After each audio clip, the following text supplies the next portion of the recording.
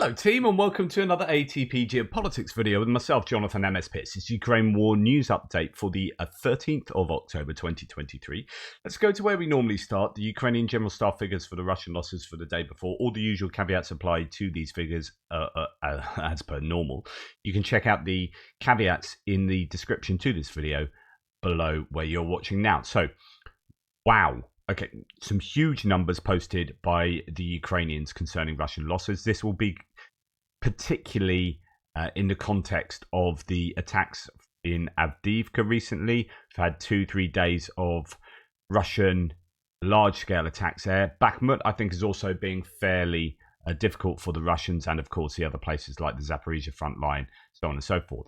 We have seen thus today the biggest troop losses, personnel losses since the counteroffensive began. We're back over 1,000. If it's not the biggest, then it's 10 or 20 away from. This is a significant day of, or this has been a significant day of Russian losses. Add to that the tank, APV, and artillery system losses, and you are just seeing monumental attrition of the Russian armored forces as well as personnel, and this is obviously completely unsustainable. This is a really bad few days. And even if you took 40% off these figures because you didn't trust them, these are still really bad figures. Really, very bad. It reminds me, and I've seen so much footage of Russian armor losses, that these are at least somewhat accurate at the very minimum. I mean, the benchmark minimum is they've lost a shed load of equipment around Avdiivka particularly, but also interestingly a lot of equipment losses behind the lines in Bakhmut, and Reporting from Ukraine did a whole video on that pretty much. So they are losing an awful lot of stuff.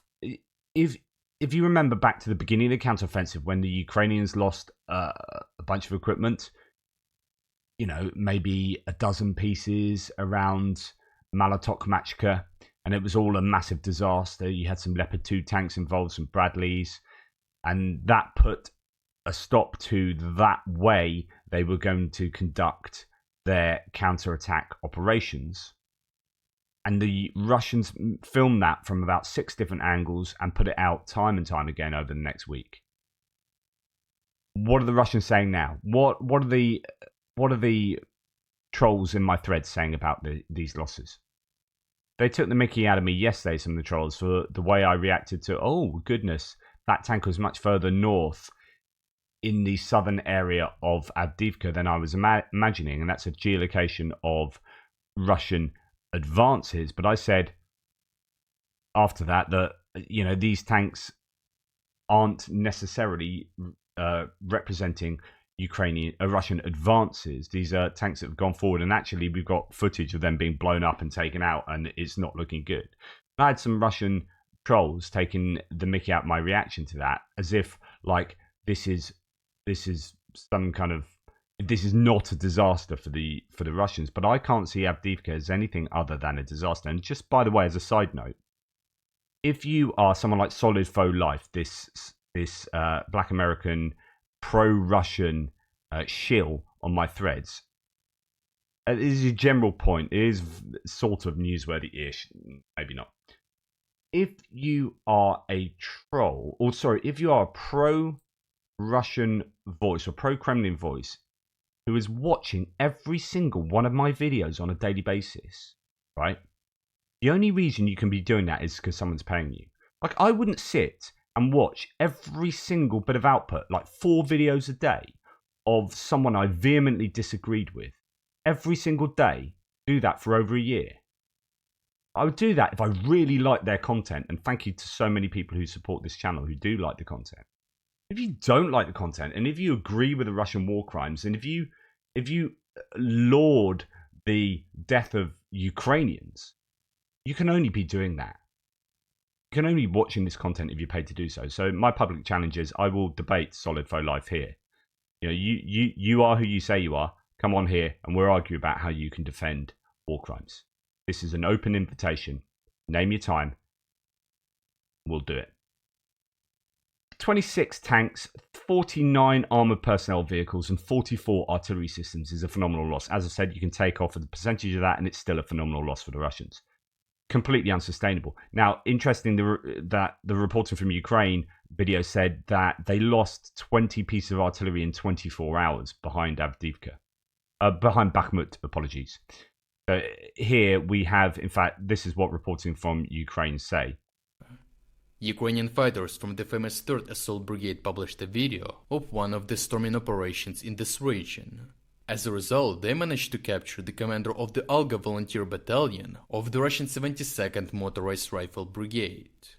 Overall, Ukrainians successfully crossed a very challenging line of defense along the embankment, withstood the relentless counterattacks from the newly arrived reserves into the region, and inflicted record-high losses to the Russians. In fact, the number of geolocated videos with the destruction of Russian equipment per day exceeds even what we saw during the battle for Bakhmut. So the Ukrainian reconnaissance drone operators are definitely working day and night to monitor all locations from which Russians can deliver a new batch of reinforcements. But being aware of what's happening... So they, saying here that they have taken record losses, the Russians, in terms of equipment, heavy equipment in that area. In the Bakhmut attack, at the height of the Russian offensive, the Russians didn't really use an awful lot of armored equipment there. They relied a lot on human wave maneuvers. So this is a slight move away from what we have seen in the Bakhmut area, and it does represent a huge loss for the Russians. But Avdiivka is just, 3 days of huge losses there. 1 anti-aircraft warfare system, 17 drones, 33 vehicles and fuel tanks, another heavy loss in terms of logistics there, and 1 piece of special equipment.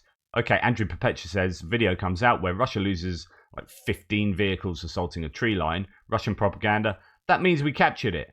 So they are selling these huge losses as them succeeding. We'll talk a little bit about that as we go forward. There are reports coming out from Avdiivka, I know it's more frontline stuff, but this is all involved with the heavy losses. The Russian attack on Avdiivka failed, and they will probably continue to try to change something, but it is already obvious that the losses are colossal, says Max23. And it's a Russian source saying it's reported from the field that the waste heap, so there's a slag heap in Avdiivka that they're trying to take, was lost as a result of successful counterattack by Ukrainian. The fighting continues. There are many 300 in hospitals in Donetsk, so that's to accept that there are many injured going to the hospitals. And then a Russian source saying Russians have run out of body bags. We really need body bags, a lot of. So, yeah. Then we have Andrew Perpetua's lost stats, and they are looking more like parity today after several days of massive Russian losses, which is kind of what you expect after the Avdiivka. Apparently, there were far fewer attacks with armor yesterday in Avdiivka because they've lost so much. But when you look at the types of losses here, again, it's tanks, IFVs, APCs.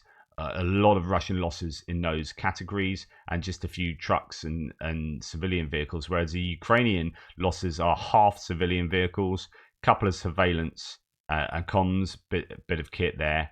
The main loss would be the Strela 10, that's an air defense system, and the others are fairly kind of standard losses there. So I think still more heavy equipment from the Russians lost when you look at the makeup of these loss claims, although be wary of the air defense system being lost by the Ukrainians. Right. Short summary of the night, says Radu Hosu, the Romanian who's helped in Ukraine so much. So he says, Avdiivka, because everyone asked me about this sector and are scared from the visually confirmed losses the Russians lost in 48 hours. They have losses like this. Thank you, Andrew Perpetua, for his analysis. 15 tanks. We have enough for everyone. T90M, T80V, T80VM, or BVM, T72, T72B, T72B3, T62M. We are still missing T55, and we had them all on the list since World War II. 30 APCs or IFVs, and here we have everything: MTLB, MTLBT, BMP1, 2, and 3, BMD2, BTR, and others. 14 artillery and multiple launch rocket systems, D20, D30, 2S5 Gyatsin, Gyatsin B, 2 S7 Peon, Mr. B, Mr. S, and Grad MSLR. So they've lost a whole range of stuff. Human losses are almost 1,000. The Russian southern attack was a total failure. From the north, they advanced in some areas 200 meters or 300 meters. And this attack from the south, the total failure, that's one that Solid for Life was kind of laughing at me for. The losses are even higher than the shameful Volodar Russian winter offensive, and even higher than the losses of last summer's laughing stunt with the crossing of the Seversky Donetsk. That was at I'll think of the name in a second. When the Russians lost the entire BTG battalion tactical group, so they lost over 100. There were at least 87, I think it was, but I think over 100 losses there. The formula used for then for naming battle groups, battalion tactical groups, they have since changed tactics and organization. Okay, personal opinion. For those who don't know where Avdiivka is, look it up on maps. It's a suburb of Donetsk, the capital of Donetsk Oblast. This town is of about 32,000 inhabitants. Before the war has been under constant attack since 2014. It's truly a fortress. Since 24th of February, it's been constantly bombed, and now, meaning at the time of writing, the town with 3,000 inhabitants in it is being bombed with phosphorus bombs. And indeed, that is correct. So if we look here, this is Avdiivka last night being attacked with those kind of incendiary munitions. Radu Hosu continues. It's absolutely incredible, almost unmanageable how the Russians put zero value on their troops, attacking totally disorganized and senselessly in an attempt to encircle the fortress town at the edge of Donetsk. The disregard for the lives of the men who, in every single armored vehicle, the hundreds of infantrymen simply pulverized by Ukrainian artillery, shows that those who run the Russian army not only don't care, but indicate to me that they have a sense of contempt for the lives of those they lead. Again, it goes back to the Russians would show that same disaster from 6 different sides. The Ukrainians aren't really doing that. They're just putting out a bunch of videos, and the international community can make of that what they will. But it's not like this concerted disinformation project to show Ukrainian successes greater than they really are, which is what happened at Malatok-Machka. Radu continues, as I wrote in yesterday's analysis, one of the reasons of the slowdown of the Ukrainian counteroffensive in the Orikhiv-Tokmak area is precisely the valuing of soldiers' lives. The Ukrainians understand better, at least that is what they have shown us for years. A life is most important, and they sacrifice the war show for the global audience. So that is what he says, and then things going on in Bakhmut as well. But I'll save that for the frontline update. Here, Michael McKay says, on day 1 of the Russian assault in Avdiivka, the Ukrainian defenders destroyed 34 enemy tanks and 91 armoured vehicles across the whole battlefront. On day 2, the Russian invaders lost 42 tanks and 44 armoured vehicles. On day 3, the Russians are no longer attacking with armour, he says. The Russians assembled about 1,000 tanks and armoured vehicles and about 8,000 troops, mostly Mobics, for this assault. In 2 days, Ukrainian defenders destroyed a fifth of the enemy armour and a fifth of the infantry. Now the Russians attack with just meat waves of 30 men at a time. So that is what Michael McKay is. He's very pro-Ukrainian, but the general point is salient. There is so much footage coming out. You see a destruction of a column of Russian armoured vehicles. I mean, yeah, going through the fields and getting hit, geo-confirmation of a bunch of that stuff as well. What I found quite interesting was this excerpt to one of the videos. This is a tank where you have you've got 10 men on top of a tank. This is absolutely incredible.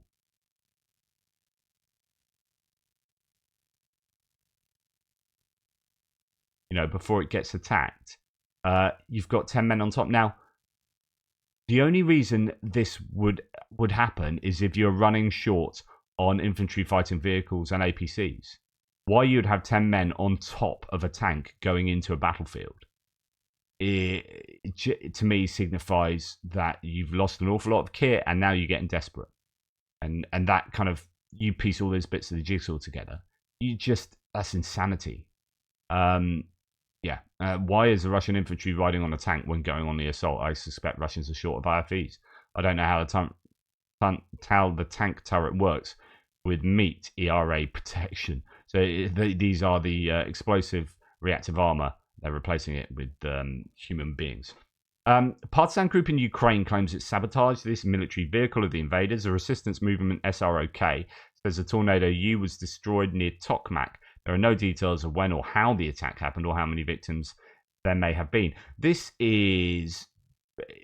has, I think, good a psychological purchase on the Russians. This kind of activity means you're not only getting attacked on the front, but actually you're always looking over your shoulder about concerning what's going on behind the front lines in around areas where you think you're safe.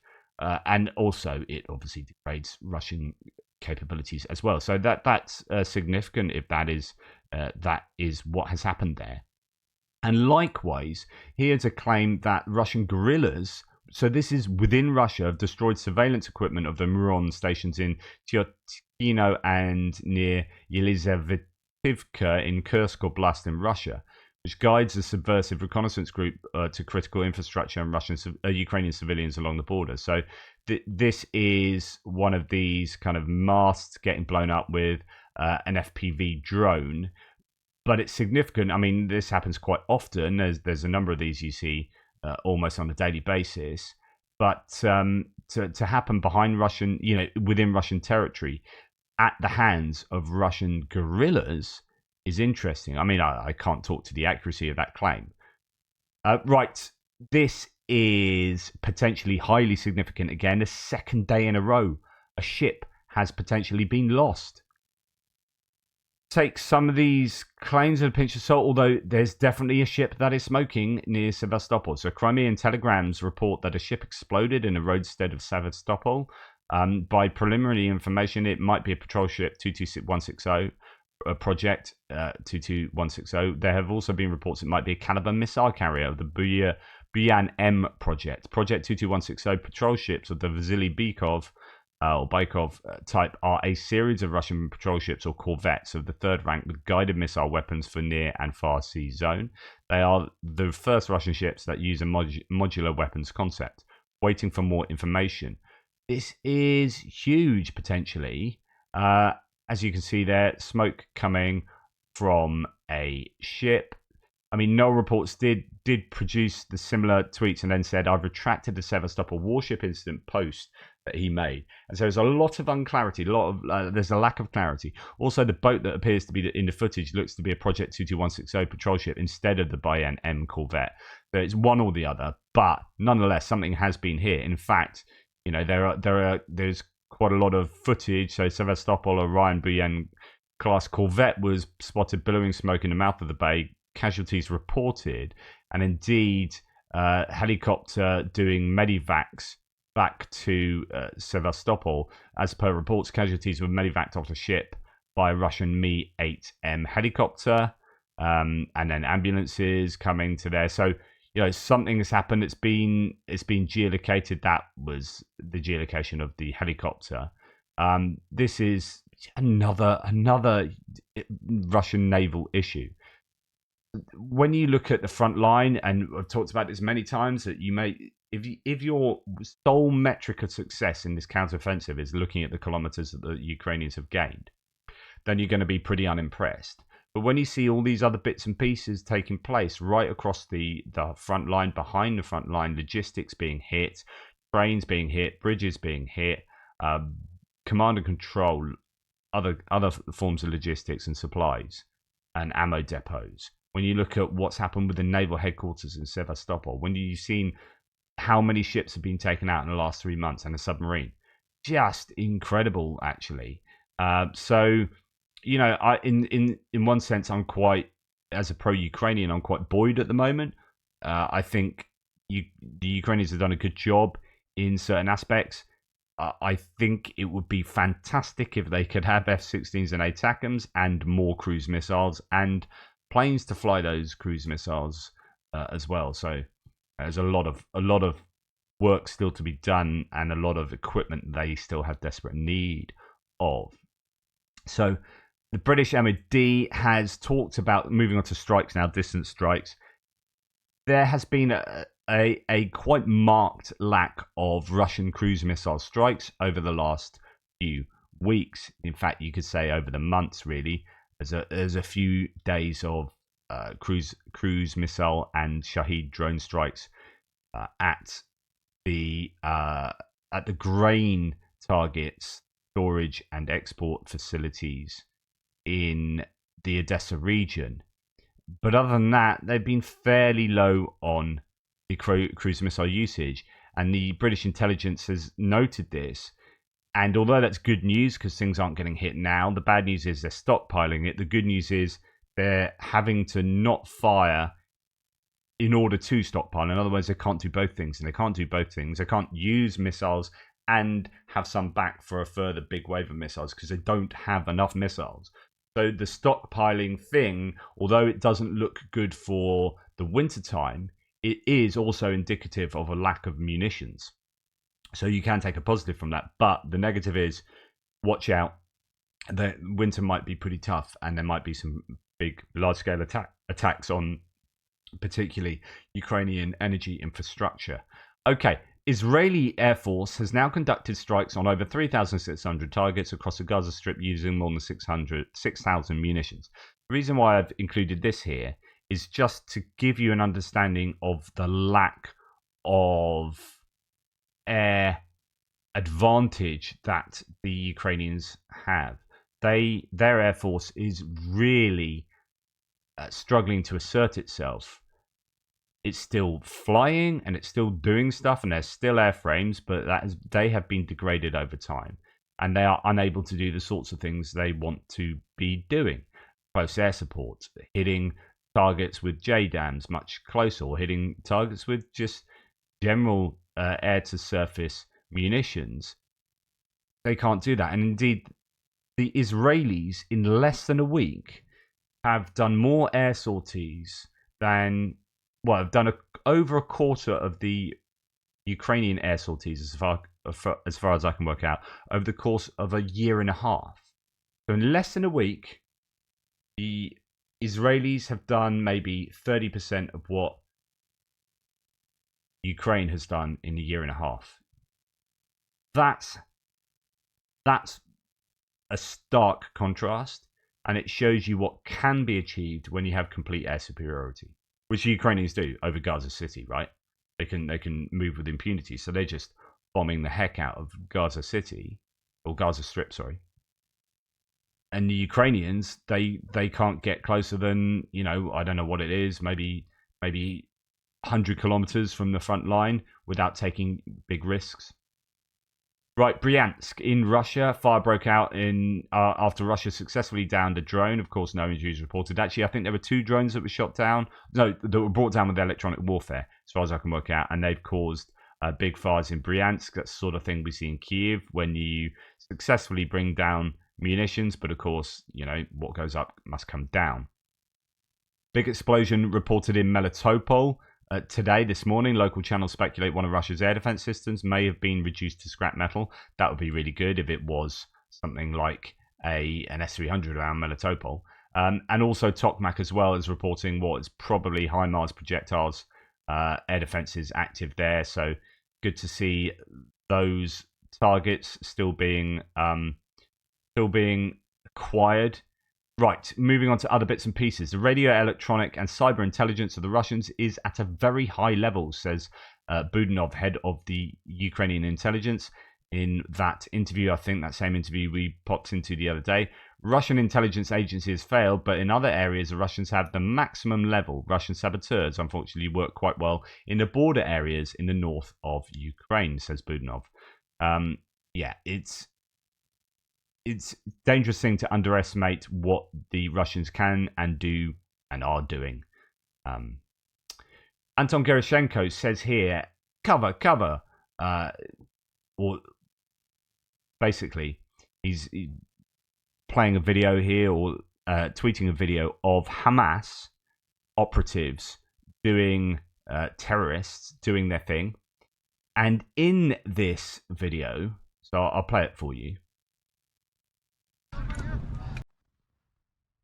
Allahu Akbar!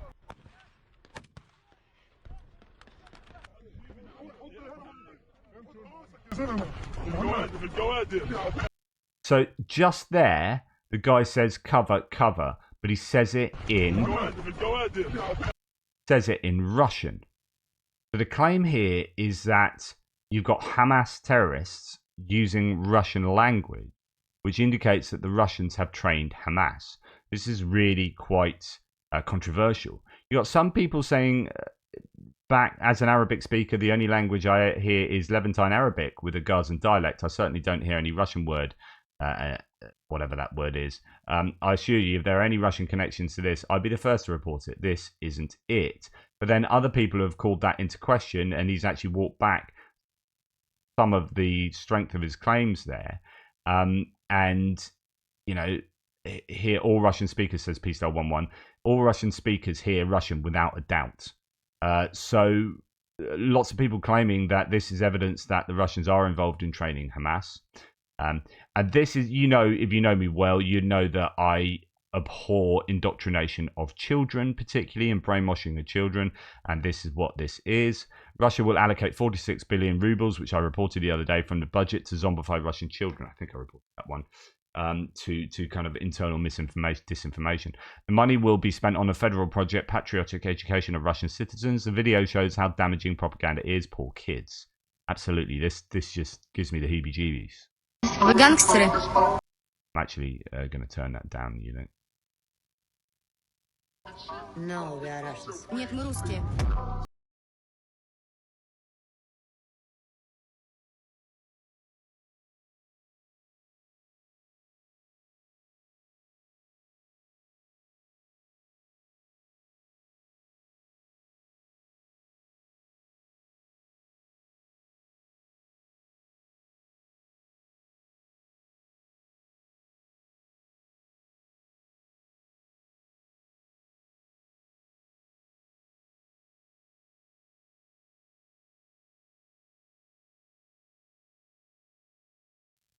It's interesting observations to be able to make here, right? Some of those children look deeply uncomfortable. Some of them just can't look at the camera. A lot of them no one looks happy. There's no happiness there. If I was doing a propaganda video for children, where I was trying to make children pro something, I'd be really trying hard to make sure that they were happy being pro something. Because what I get from that is that they're either doing this under duress, or they really don't support what they're doing, or what they're supporting isn't very nice and it doesn't bring about joy. So my opinion is this is a really bad piece of PR. Like this is sort of PR. If I paid money for someone to make this video, I'd be asking for a refund. Like, that's the sort of video I'd make at school. Like, these kids have probably made this video themselves. It's just, look at they're just holding up printed bits of, you got this kid looking directly at the camera, but this kid can't look at the camera.